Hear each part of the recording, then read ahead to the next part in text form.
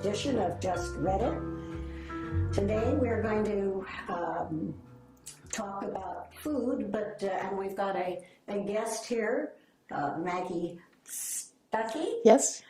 Who is quite an expert on food. So I'm Susan, my co-host, and Susan Stoner, are prepared to be intimidated.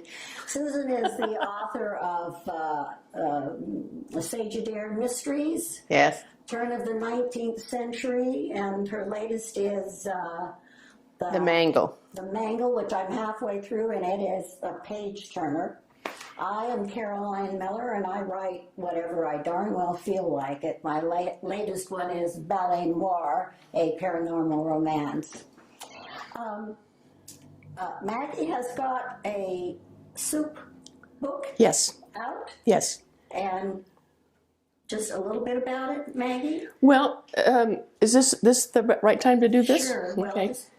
This, when you pick this book up and page through it, you see recipes and pretty pictures of food, and your brain says, "Oh, I know what this is. This is a cookbook." Well, I've already got 2 million. I don't need another cookbook. It is a cookbook, and the recipes I'm very proud of.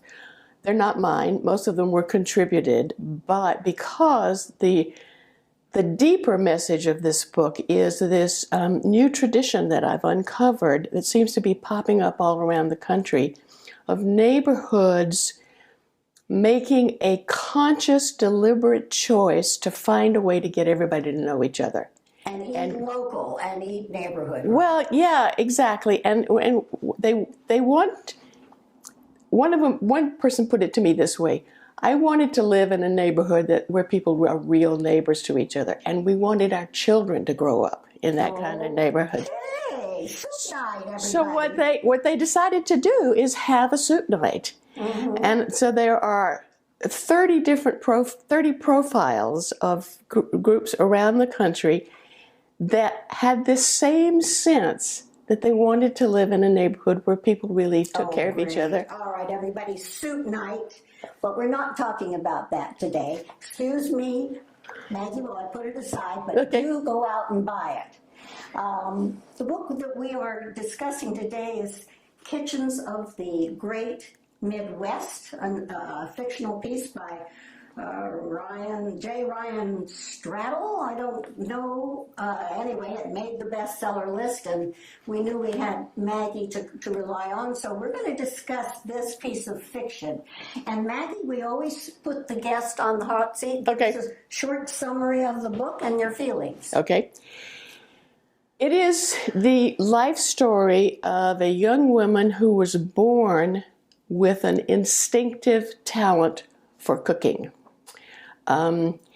It's a rather short book, as you can see. It consists of 8 chapters, each of which are told from the point of view of a different person. Only one of them is the point of view of this lead character. And it tracks her life through these 8 different events, which take her forward through time. There's no clear indication of how old she is at the beginning of the 2nd chapter or the 3rd chapter or the 4th chapter. And in fact, some of these chapters are almost like standalone short stories where she becomes a minor character, and you really have to pay attention to pick up the clues of how she fits into this story and what has happened to her since the last chapter. She becomes extremely successful in the face of a complicated, unhappy childhood. Abandoned by her mother. Abandoned by her mother, yes. And then finally, in the 8th chapter, all these disparate plot pieces come together. And you end up with a different feeling about this mother who abandoned her. She takes on a different... We learned some things about her that change our opinion of her. And did you like the book? I liked it, but I have some qualifications. Okay. It has, the structure of this book is very forced, in my opinion. I read several other reviews to make sure I wasn't the only one who thinks this, and apparently I am the only one who thinks this. No.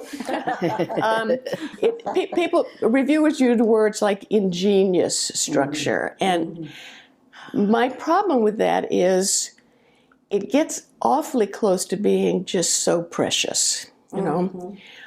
When we read this book and we come away with thinking that's a very clever structure, why aren't we thinking about the characters?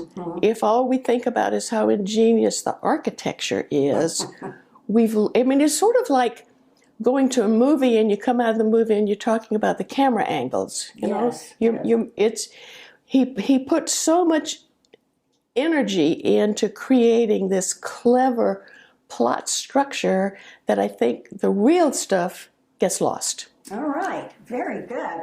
That pretty well. I think you and I can just leave because she's it up, Susan. All right, your take. Okay. First of all, I think the title's a misnomer. You do think you're going to get a lot more about food than you do, so I think it's misleading. And to me, it wasn't Great Kitchens of the Midwest at all.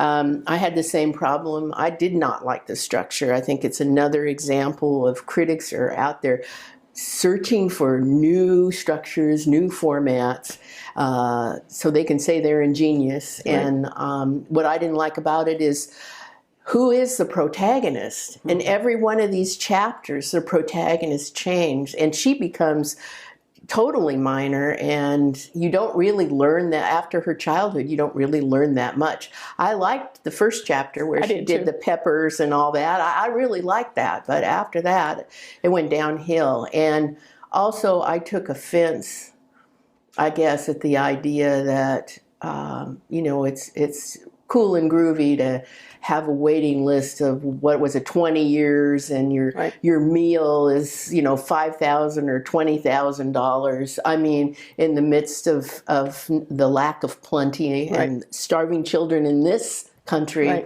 I just found the whole premise kind of revolting. So did not like the book at all. Don't know how she's going to vote. Okay.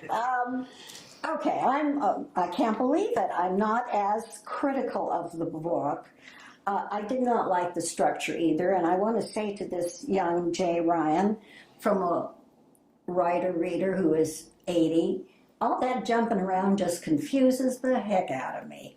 I could not keep, I had to keep floating back to find out. The characters did come back intermittently, but I had to keep going back when that happens. And if you've watched this program before, I feel that just destroys the momentum of a novel. There was a little fun in it. It is Kitchens of the Great Midwest, but I thought some of those Southern gals got a little boosting, They did. Yeah, they did. They did.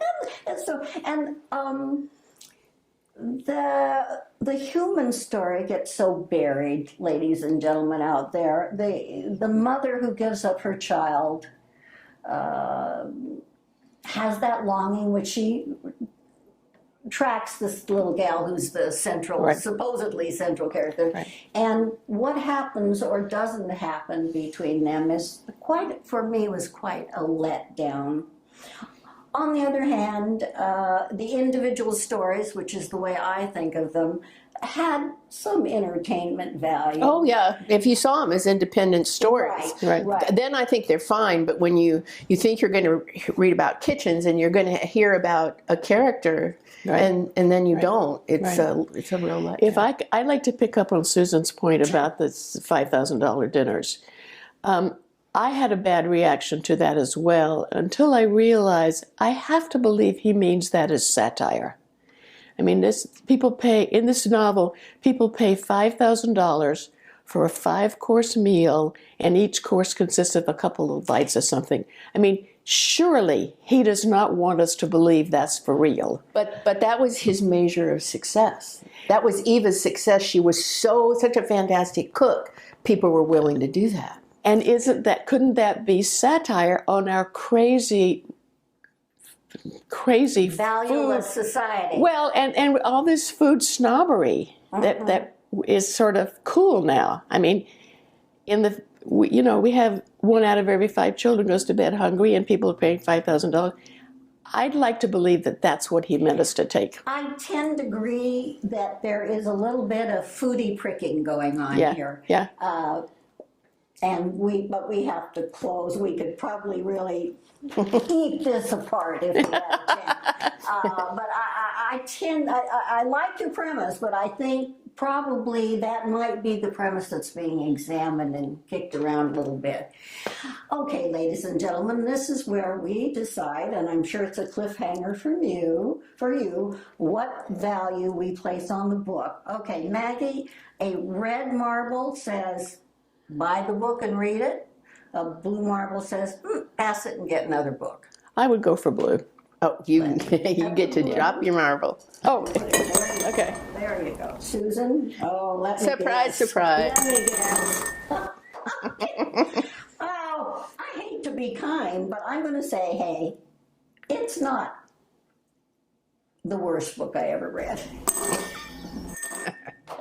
Is that called damning with faint praise? It's better than the Orphan Master's son. Okay, ladies and gentlemen, thank you for being with us. Please do come back, as we've got more nonsense in the future. Bye-bye.